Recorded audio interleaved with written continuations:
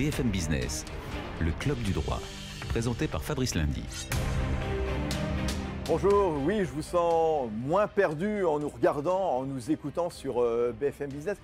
On vous aide à y voir plus clair dans ce brouillard juridique. Les lois, elles sont nombreuses, hein, elles sont touffues et autant bien les connaître.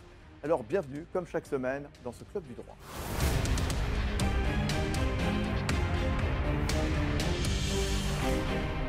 Oui, chaque semaine, des infos pratiques, des infos juridiques dans ce club du droit. Dans 2 minutes, gros plan sur comment faciliter, comment réussir sa transmission d'entreprise. Vous savez, c'est un moment critique dans une entreprise. Ce sera l'acte de la semaine, la transmission d'entreprise. Juste après, comme chaque semaine, vous aurez la parole au travers de cette adresse mail qu'on a mis spécialement en place pour vous, le club du droit @bfmbusiness.fr, le club du droit @bfmbusiness.fr.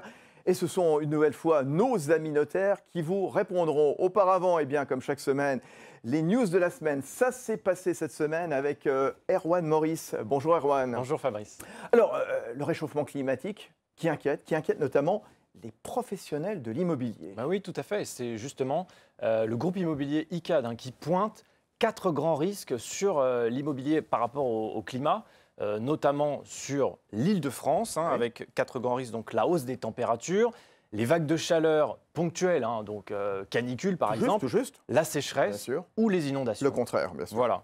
Notamment, Fabrice, sur des logements mal adaptés, parce qu'on sait que effectivement dans tous ces Les logements... plus vieux logements, années 80 par exemple. Ah, c'est ça, exactement. C'est pas du tout l'haussmannien ou Non, voilà, c'est non. plus les années 80 effectivement qui sont très mal isolés. Et donc, on va recommander aujourd'hui dans les nouvelles constructions des matériaux massifs, retour aux matériaux massifs. La végétalisation Voilà. aussi, ça fonctionne très bien sur les toits, sur les murs pour garder le frais pendant l'été, la chaleur pendant l'hiver.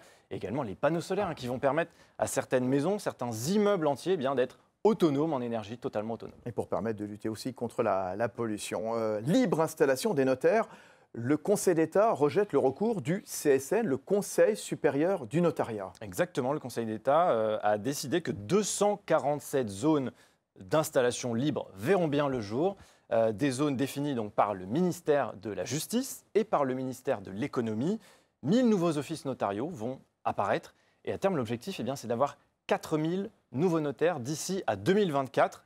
La profession, on sait, est assez verrouillée et le Conseil supérieur des notaires était hostile à cette mesure. Voilà, on va terminer en prenant des nouvelles des milliardaires qui ont vu leur patrimoine grossir de 17% en 2016. Et oui, 6 000 milliards de dollars pour les milliardaires. Avec le chiffre 6 000 milliards de dollars. Voilà. C'est astronomique.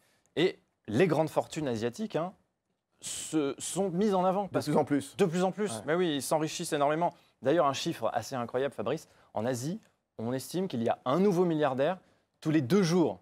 Un nouveau milliardaire tous les 2 jours en Asie. Aux États-Unis, il reste quand même très très nombreux ces milliardaires. Voilà, les États-Unis restent numéro 1 en concentration de milliardaires, quasiment 600 milliardaires américains. Bon, et puis la France quand même, il se porte bien ou pas en France? Ah oui, la France, on se porte bien. Croissance du patrimoine de 15% pour les milliardaires français l'année dernière. Merci Erwan Maurice. Merci. Donc on démarre le dossier de la semaine, l'acte de la semaine, tout de suite. BFM Business, le club du droit, l'acte de la semaine. Voilà, et il est venu en voisin en quelque sorte, Olivier Hermberger. Bonjour. Bonjour. Vous êtes notaire à Issy-les-Moulineaux, parce que les studios de BFM Business sont entre Port de Sèvres et Port de Versailles. On a un petit pied aussi sur Issy-les-Moulineaux. Transmettre son entreprise, c'est l'acte de la semaine. On va voir tout ça dans un instant avec vous. Je le disais, c'est une phase critique, la transmission d'entreprise. Comme la création, tout ça est très sensible. Oui, c'est une phase très difficile, et d'ailleurs même souvent difficile, même psychologiquement, pour celui qui doit envisager de partir et peut-être de s'arrêter et d'arrêter sa carrière professionnelle. Il y a une dimension personnelle, on voit bien, qui est très, très sensible. Je crois que ce qu'il faut avoir à l'idée, c'est peut-être le fait qu'il faut anticiper. C'est quelque chose qui se prépare, tout simplement. Ça se prépare. Vous allez nous dire comment dans un instant. 600 000 entreprises sont concernées dans les 10 ans à venir. Et c'est vrai que la France, elle ne brille pas forcément avec un taux de transmission. Quand on voit, par exemple, il est de 14% chez nous, contre 51% en Allemagne, 70% en Italie. Ça veut dire quoi? Toutes les entreprises ne trouvent pas repreneurs? Il y a des freins en ce moment, lesquels? Il y a peut-être des choses à rechercher du côté de la fiscalité.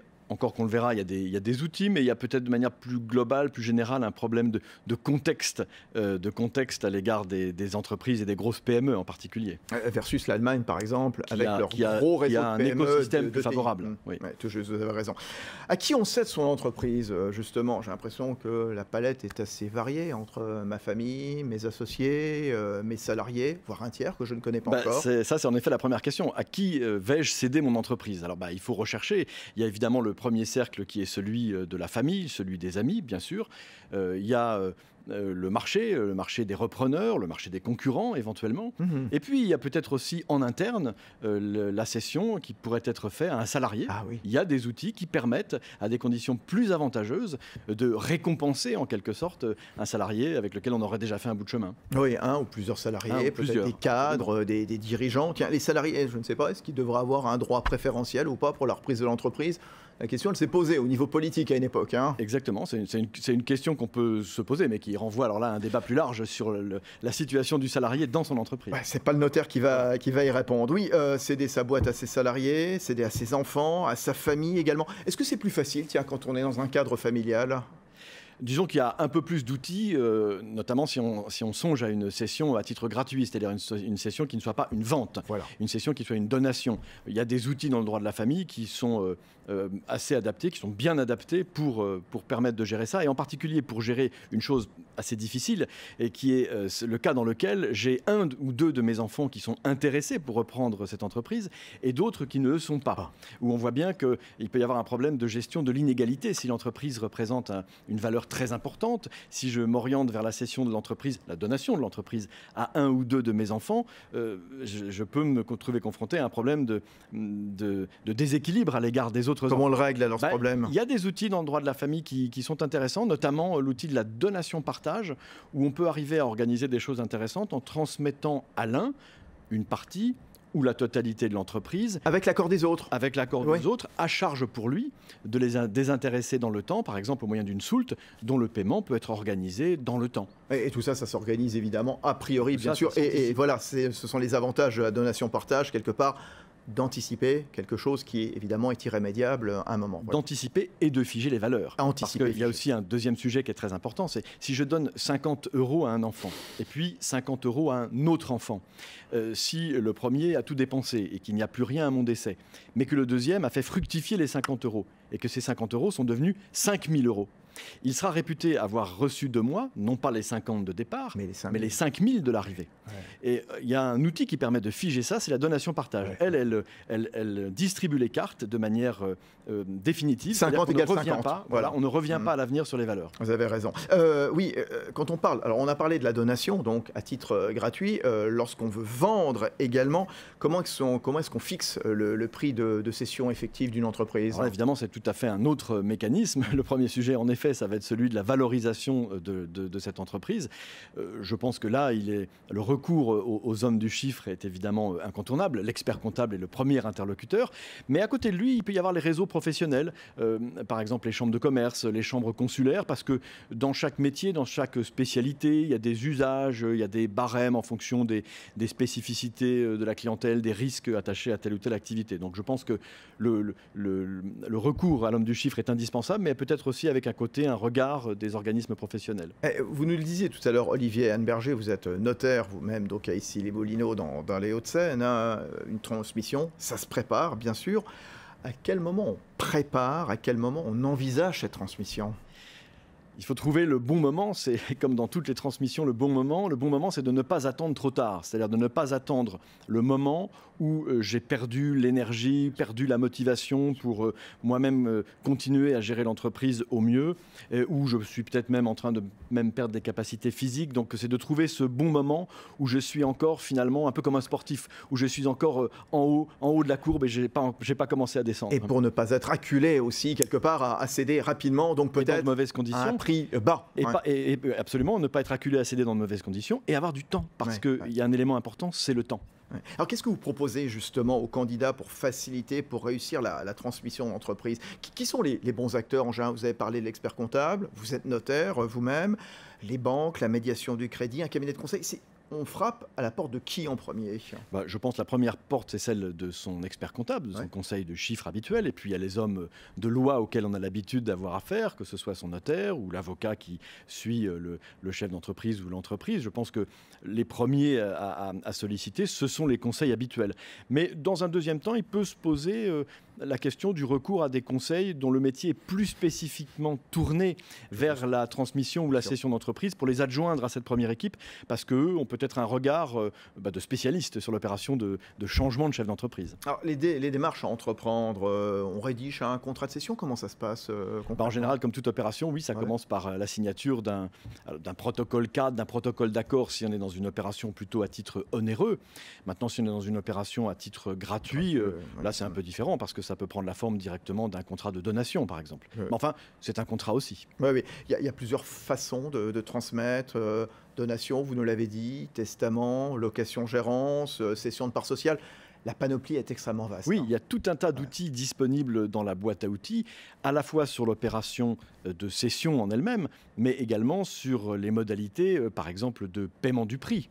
Il y a beaucoup d'outils disponibles dans la boîte à outils. Il n'y a pas de bons ou de mauvais outils. Le travail qu'il va falloir faire, ça va être de rechercher avec les professionnels les bons outils adaptés à mon opération. Ouais, il y a des outils pour favoriser les transmissions anticipées ou pas? Oui, l'outil de la donation-partage, couplé par exemple au pacte Dutreil, est un excellent outil, puisque vous savez que le pacte Dutreil permet d'exonérer 75% de la valeur de l'entreprise. Donc on peut très bien imaginer un schéma dans lequel on couple le pacte Dutreil à une donation-partage.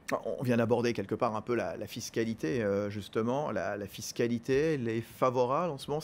C'est quoi la fiscalité, le coût fiscal d'une telle opération? Alors, ça, tout dépend du schéma dans lequel on s'inscrit. Mais enfin, si on est sur un système de pacte Dutreil lié à une donation, par exemple, de la pleine propriété d'une entreprise, on peut aboutir à des montants, des taux qui sont relativement faibles, qui sont de l'ordre de 5 ou 6%. Donc on a quand même des outils aujourd'hui qui permettent d'écraser cette fiscalité quand on est en matière de donation. Quand on est en matière de cession à titre onéreux, c'est un tout autre sujet, parce que là, on se heurte au problème du côté de celui qui cède, qui est le problème de la plus-value.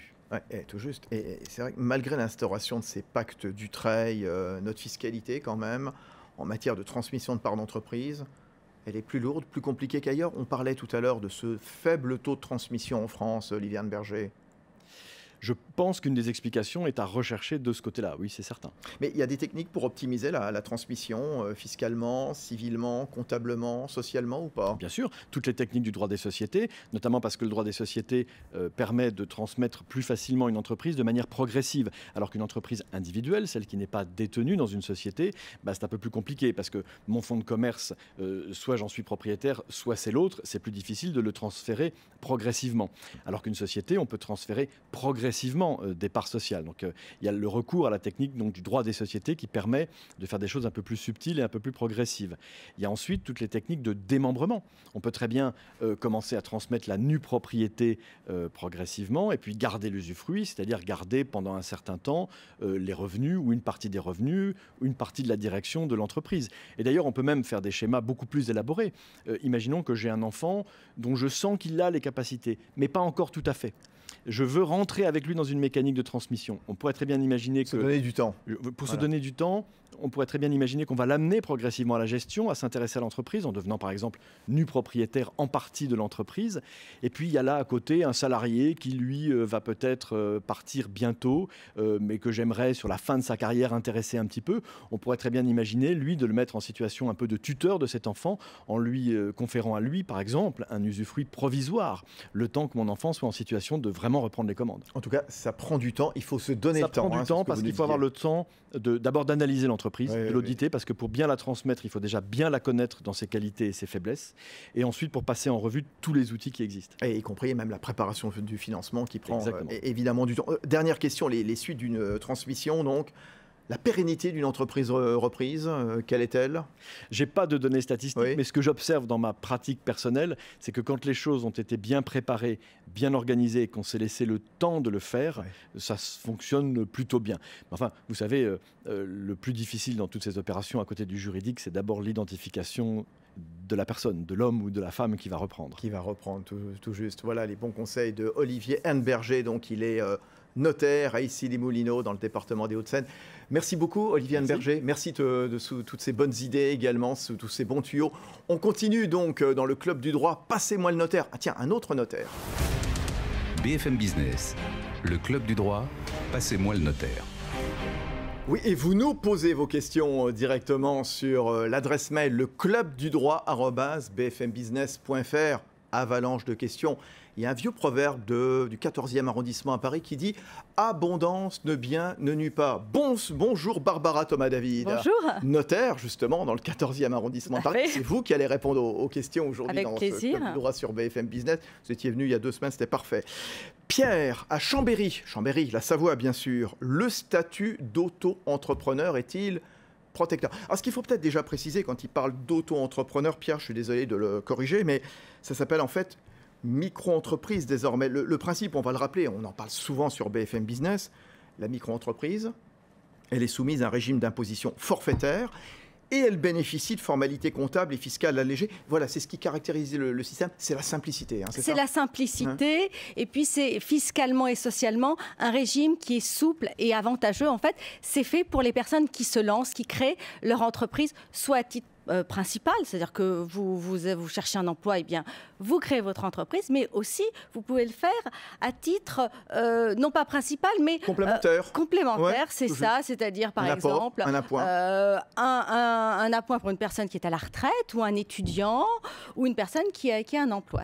C'est un statut souple et intéressant. Ah oui, souple, vente de biens, prestation de services également. Bon, il y a quelques activités qui sont exclues comme les marchands de biens, les promoteurs, les agents immobiliers. On ne rentre pas dans le détail.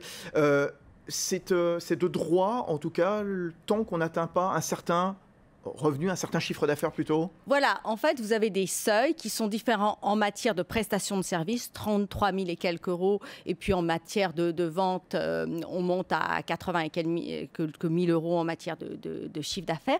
Tant que vous ne dépassez pas ces seuils, vous êtes au micro-social, au micro-fiscal, et je dirais que c'est une alerte. Quand vous dépassez ces seuils, ça veut dire qu'il est temps de passer à un autre système, parce que ce système, il a aussi des inconvénients, c'est-à-dire que vous avez une responsabilité qui est illimitée. Vos créanciers, vos créanciers, ils peuvent venir vous rechercher.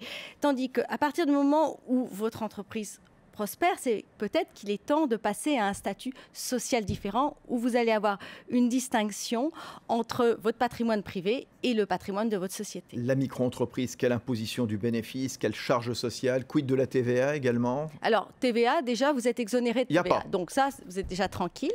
Et puis, au niveau du social, il n'y a pas de charge fixe. C'est-à-dire que vous ne payez qu'à partir du moment où vous faites des bénéfices. Si vous ne faites pas de bénéfices, vous n'avez rien à payer. Il n'y a pas de surprise, on va dire. Ouais, c'est bien. Alors, statut protecteur ou pas au final, finalement, pour répondre à Pierre qui nous dit, est-ce que c'est protecteur ce statut? C'est protecteur pour des personnes qui débutent. Oui. Encore une fois, ce chiffre d'affaires maximum au-delà duquel on change de système, c'est une alerte. À partir de ce moment-là, il faut changer de système parce que ça sera plus protecteur pour vous. On a le droit de choisir ou pas le statut de la micro-entreprise? Oui, c'est ça. Donc il faut quand même se renseigner avant ou pas? Il faut se renseigner auprès de professionnels des droits. Vous pouvez notamment appeler votre notaire. Voilà, donc elle est là pour ça, notamment Barbara Thomas-David. Allez, on prend une autre question. Le temps file chaque semaine dans le Club du droit. Nathan, à Sanary-sur-Mer, on est dans le sud, on est dans le Var, bien sûr. La SCI est-elle fiscalement avantageuse? Alors, je pense qu'il a voulu qu'on lui précise certains points qu'on a abordés la semaine dernière avec Maître Cousigou-Suas, notaire à Paris 5e. Elle était parfaite. Il y a eu beaucoup de conseils qui ont été donnés par elle. C'est un sujet, je crois, qui vous a passionné. Il y a eu beaucoup de rappels, justement, au travers de cette adresse mail, leclubdudroit@bfmbusiness.fr.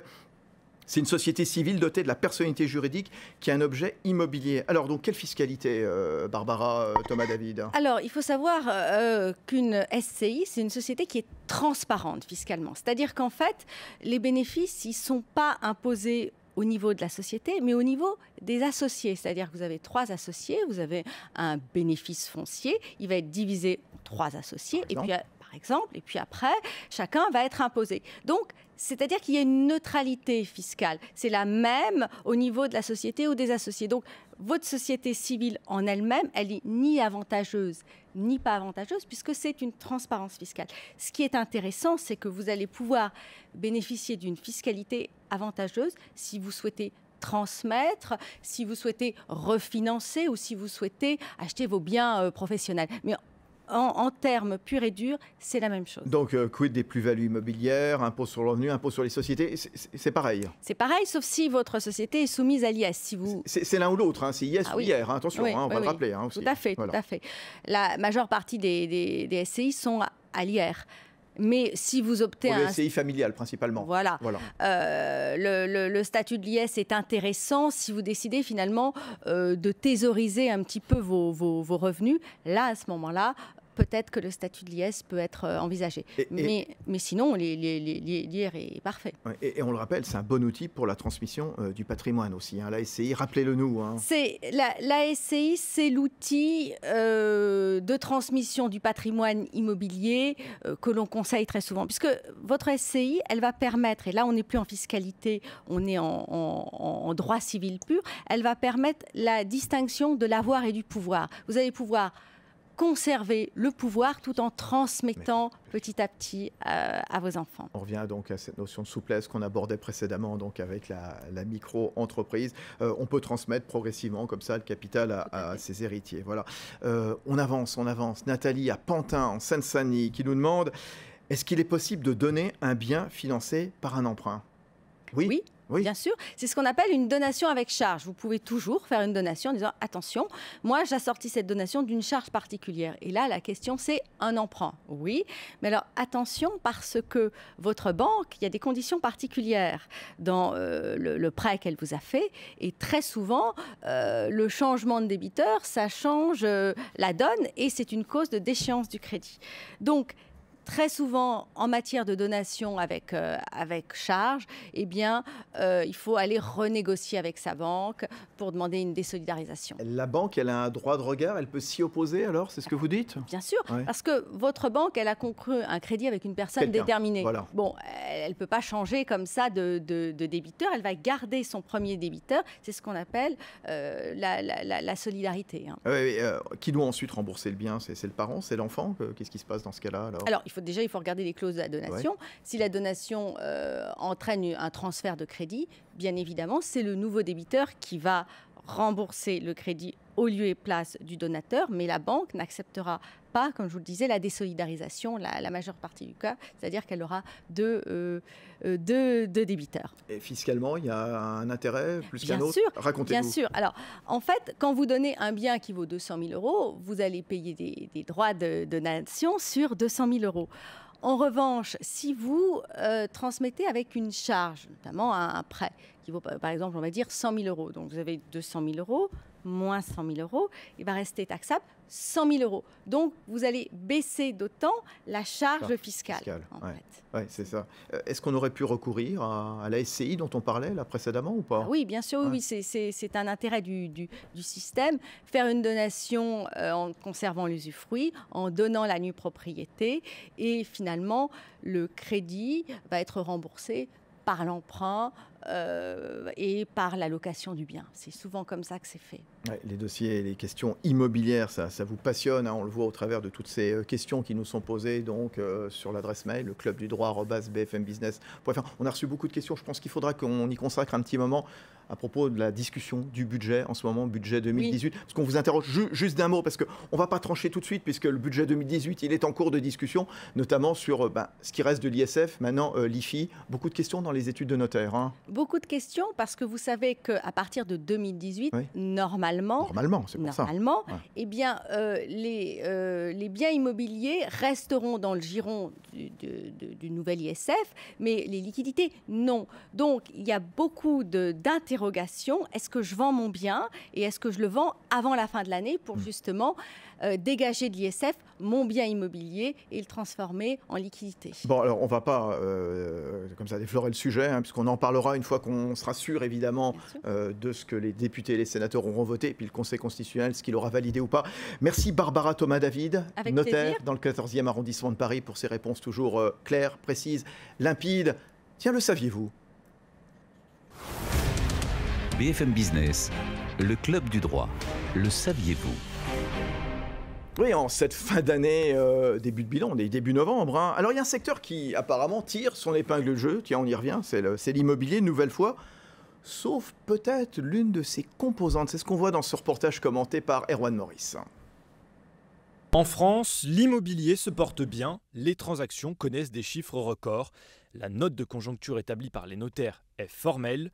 Maître de Le Salle. On est arrivé en juin dernier à plus de 921 000 transactions sur un an. C'est un chiffre jamais atteint. Avec des taux d'intérêt toujours bas, le marché est fluide, les prix de nouveau à la hausse. Les Français ont confiance dans la pierre et tout le secteur en profite. Une exception, le viager. On s'est rendu compte dans nos bases immobilières que le volume des viagers était très faible. On est depuis 10 ans entre 1000 et 2000 viagers par an. Les raisons de ce niveau de vente sont multiples, mais une domine. Vous avez toujours ce frein psychologique des acquéreurs qui disent « moi je ne veux pas parier sur la mort des gens ». Avec le viager, l'investissement est toujours incertain, la rentabilité aléatoire.